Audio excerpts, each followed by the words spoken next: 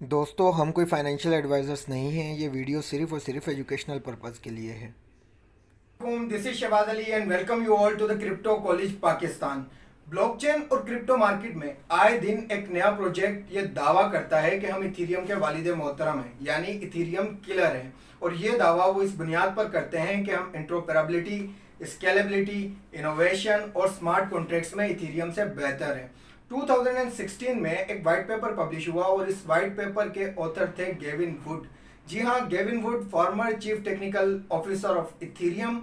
और इन्होंने, अगर आपको नहीं पता हो तो, इथीरियम की स्मार्ट कॉन्ट्रैक्ट की लैंग्वेज भी इन्होंने ही लिखी थी। उसके साथ साथ इथीरियम के को फाउंडर भी थे। इन्होंने एक ब्लॉकचेन की दुनिया में नया कॉन्सेप्ट इंट्रोड्यूस करवाया पेरा चेन के नाम से, और उसी कॉन्सेप्ट पर काम करता है पोल्का डॉट नेटवर्क। तो देखते हैं आज पोल्का डॉट कॉइन और पोल्का डॉट नेटवर्क को कि ये क्या करते हैं। पोल्का डॉट कहता है कि हम प्रोवाइड करते हैं interoperability, scalability, easy innovation, security, फोकलेस फ्यूचर एंड गवर्नेंस। तो इसकी अगर हम बात करें, अगर आपको नहीं पता कि इंटरऑपरेबिलिटी क्या होती है, तो इंटरऑपरेबिलिटी बेसिकली ब्लॉकचेन्स की आपस में क्रॉस कम्युनिकेशन को इंटरऑपरेबिलिटी कहते हैं, यानी कुछ डेटा ट्रांसफर वगैरह करना, ट्रांजैक्शंस करना। फोकलेस फ्यूचर्स का मतलब होता है कि जब भी कोई नेटवर्क अपग्रेड होता है तो तमाम नोड्स को उसके साथ अपग्रेड होना पड़ता है। इसको बेसिकली हार्ड फोक आपने अक्सर सुना होगा, वो कॉइन का इसी वजह से होता है।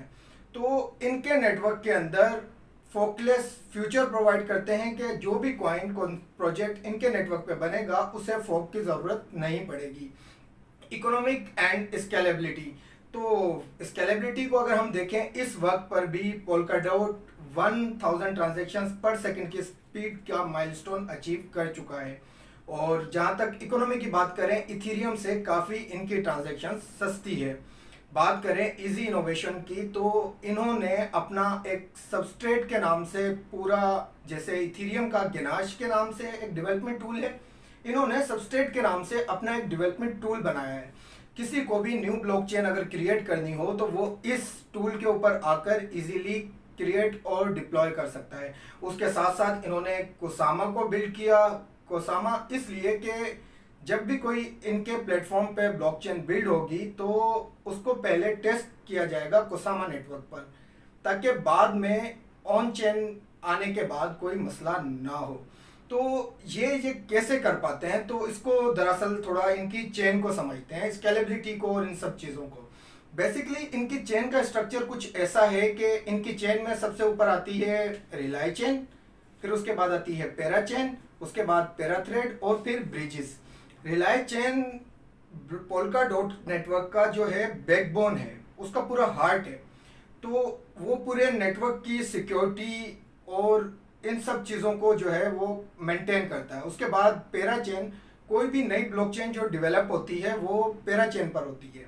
और उसके बाद पेरा थ्रेड इन्होंने बनाया है कि ताकि कोई अगर टेम्प्ररी कोई ब्लॉकचेन से कोई काम करना चाहता है, लाइक डेटा ट्रांसफ़र करना चाहता है, कोई ट्रांजेक्शन्स करना चाहता है टेम्प्ररी, तो उसके लिए पेरा थ्रेड। और ब्रिजेस बनाए इन्होंने। ब्रिजेस यानी कि क्रॉस चेन कम्युनिकेशन के साथ साथ, लाइक आपको इथीरियम के नेटवर्क पे कुछ ट्रांसफ़र करना हो, बिटकॉइन के नेटवर्क पर, बिटकॉइन की ब्लॉकचेन पर कुछ ट्रांसफ़र करना हो, तो उसके लिए इन्होंने ब्रिजेस बना दी है।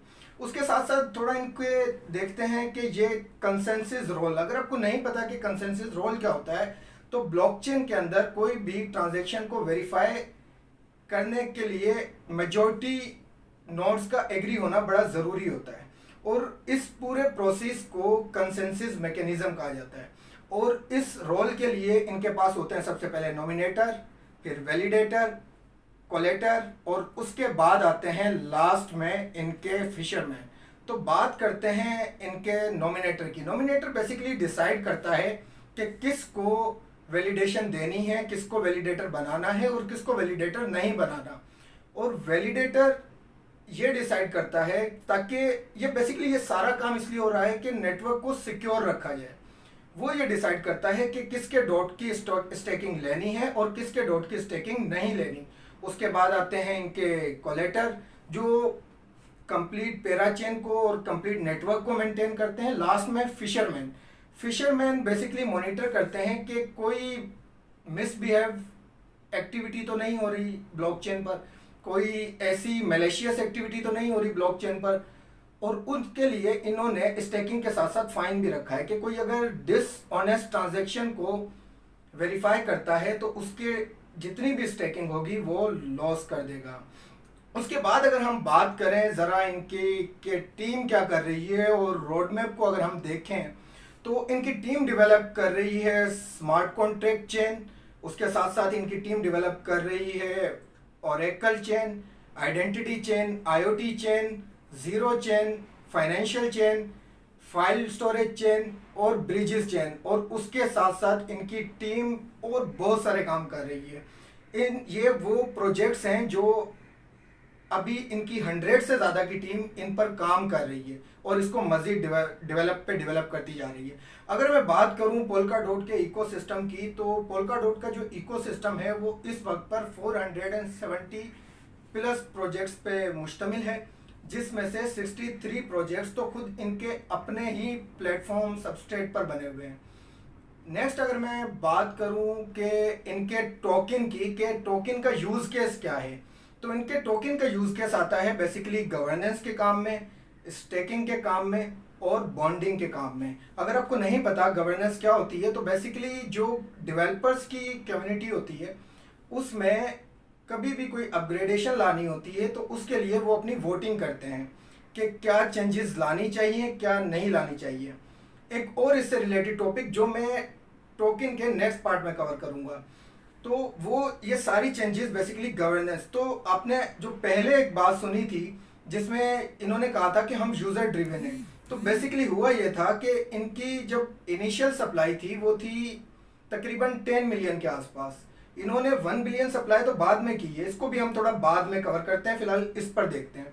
तो स्टेकिंग के लिए भी यूज़ होता है ताकि नोड्स को रन किया जा सके वैलिडेशन के पर्पज़ के लिए और बॉन्डिंग के लिए, ताकि पेरा चेन पर जब भी कोई नया प्रोजेक्ट बनता है, कोई नई चेन डेवलप होती है तो उसके लिए भी डॉट की ज़रूरत पड़ती है। उसके बाद अगर हम बात करें इनकी टोकन के बारे में मज़ीद, इनके कंप्लीट जो टोकन की सप्लाई है वो है 1 बिलियन, जिसमें से 975 मिलियन सप्लाई अब सर्कुलेटिंग में है और नॉन सर्कुलेटिंग सप्लाई की अगर मैं बात करूं तो वो सिर्फ 25 मिलियन है। प्राइस की अगर मैं बात करूं at the time of shooting price तकरीबन $12 के आसपास है।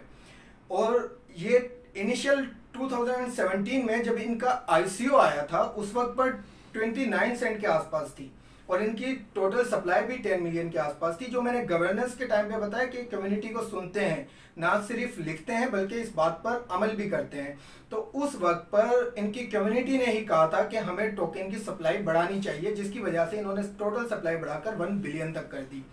और अब रिसेंटली आपको याद होगा डॉट ने तकरीबन $50 तक का माइलस्टोन इस सप्लाई के साथ अचीव किया।